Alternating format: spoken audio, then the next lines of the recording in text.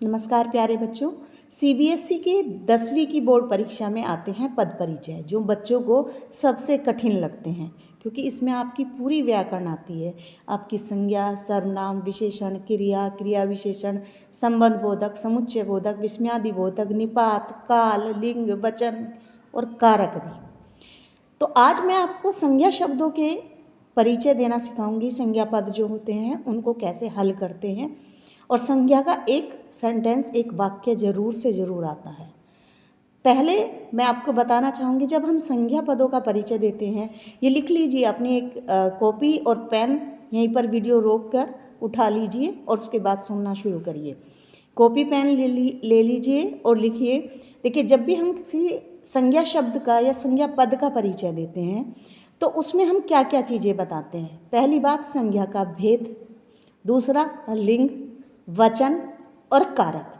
अक्सर बच्चों को कारक याद नहीं रहते, संज्ञा के भेद याद नहीं रहते, तो उसका लिंक मैंने डिस्क्रिप्शन में डाल दिया है, तो आप समझ सकते हैं। तो आज मैं केवल आपको हल करना सिखाऊंगी। सबसे पहले मैं आपको दिखाती हूँ, कुछ वाक्य मैंने लिखकर तैयार किए हैं, उनको हल करेंगे तो आपको करना आ जाएगा। तो देखिए, अब आप स्क्रीन पर देख पा रहे हैं कुछ वाक्य जिनमें मैंने संज्ञा शब्दों को रेखांकित किया है, और इन्हीं रेखांकित शब्दों का आज मैं आपको परिचय देना बताऊंगी। आप चाहें तो यहीं पर वीडियो रोककर इन वाक्यों को अपनी अभ्यास पुस्तिका में लिख सकते हैं, और मेरे बताते बताते जैसे जैसे मैं बताते जाऊंगी उसको हल कर सकते हैं। तो अब आगे इनको कैसे हल करना है वो मैं आपको बताती हूँ। चलिए अब हल करते हैं इन सारे वाक्यों को। इसमें जितने भी संज्ञा पद आए हैं उनका परिचय देते हैं।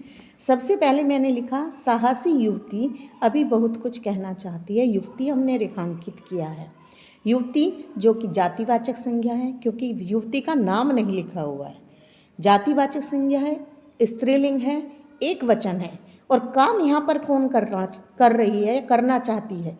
युवती, साहसी युवती अभी बहुत कुछ कहना चाहती है, तो ये आपका सब्जेक्ट है, यानी कर्ता कारक है।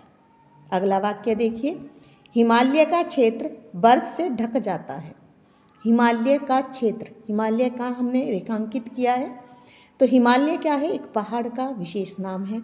एक ही हिमालय है पूरे विश्व में, तो आपका व्यक्तिवाचक संज्ञा होगा, क्योंकि पहाड़ का विशेष नाम दिया गया है। पुल्लिंग है, एक वचन है। अब बात करते हैं कारक की। हिमालय का क्षेत्र, का, की, के, रा, री, रे, संबंध कारक। जब हम ये कहते हैं ना पिताजी का बेटा, तो पिताजी और बेटे में संबंध है। अब यहाँ बात करें हिमालय का क्षेत्र, तो यहाँ पर संबंध कारक होगा। आगे देखिए, विराट कोहली मैदान में खेल रहा है। विराट कोहली अगर रेखांकित होता तो व्यक्तिवाचक संज्ञा होता, लेकिन हमने रेखांकित किया है मैदान में। मैदान जो कि इस विशेष नाम नहीं है, कोई भी मैदान हो सकता है, तो जातिवाचक संज्ञा होगा, पुल्लिंग होगा, एक वचन होगा। और में की अगर हम बात कर रहे हैं तो में कौन सा होगा? अधिकरण कारक। में पर अधिकरण कारक के चिन्ह होते हैं। आगे मैंने जो वाक्य लिखा है, चाचा जी सीमा के लिए मिठाई लाए। सीमा के लिए, सीमा हमने अंडरलाइन किया है, रेखांकित किया है संज्ञा पद के लिए ताकि आप कारक पहचान सको। बोर्ड में भी ऐसे ही आता है। सीमा व्यक्तिवाचक संज्ञा, एक व्यक्ति का विशेष नाम दिया हुआ है हमने। स्त्रीलिंग, एक वचन।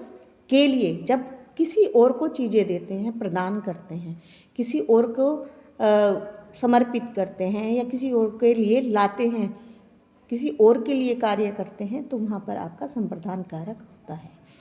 सीमा के लिए मिठाई आई, को के लिए यानी संप्रदान कारक। उसके बाद देखिए, मोहन को टीम से निकाल दिया। मैंने की लिखा हुआ है, क्षमा चाहती हूँ। मोहन को टीम से निकाल दिया, टीम से मैंने रेखांकित किया है। टीम में कौन सी संज्ञा है, सोचकर बताइए। एक ग्रुप होता है खिलाड़ियों का, उसको बोलते हैं समूहवाचक संज्ञा। समूहवाचक संज्ञा, स्त्रीलिंग, एक वचन, एक टीम की बात हो रही है। टीम से निकाल दिया गया यानी अलग हो गया। अलग होने का भाव यानी अपादान कारक। अपादान से अलग इसके चिन्ह होते हैं, यहाँ पर अपादान कारक होगा। उसके बाद देखिए, अगला वाक्य है, सोने से आभूषण बनते हैं। सोने से आभूषण बनते हैं। सोना मैंने अंडरलाइन किया है, मटेरियल नाउन, आपका धातुवाचक संज्ञा, जिसको द्रव्यवाचक संज्ञा भी कहते हैं। तो इसको लिखेंगे धातुवाचक संज्ञा, एक वचन, पुल्लिंग। अब इसमें कारक देखिए, सोने से के द्वारा, सोने से बनते हैं करण कारक, इसमें आएगा आपका करण कारक।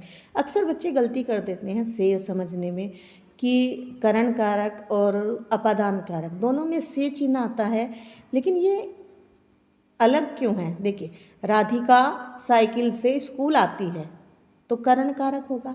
राधिका साइकिल से उतरी यानी अलग हो गई तो अपादान कारक हो जाएगा, अलग होने का भाव जहाँ भी होगा। सोने से आभूषण बनते हैं, धातुवाचक संज्ञा हो गया, एक वचन हो गया, पुल्लिंग हो गया। उसके बाद आप बताइए कौन सा कारक हुआ? करण कारक। आगे देखिए अगला वाक्य, पास होने पर प्रसन्नता होती है। प्रसन्नता मैंने अंडरलाइन की हुई है। प्रसन्नता यानी जो मन से महसूस की जाए, खुशी हो, दुख हो, गरीबी हो, भारतीयता हो, हरियाली, जो मन से महसूस की जाती है, देखी नहीं जाती। भाववाचक संज्ञा, भाववाचक संज्ञा, स्त्रीलिंग, एक वचन और कारक की अगर बात करें, पास होने पर क्या होती है? प्रसन्नता। जब हमें क्रिया के साथ में प्रश्न पूछने पर क्या का उत्तर मिलता है तो वहाँ पर होता है हमारा कर्म कारक। तो आप ध्यान रखिएगा, जब भी संज्ञा शब्दों के पद परिचय देंगे तो हमें 4 चीज़ें बतानी हैं: संज्ञा का भेद, लिंग, वचन और कारक।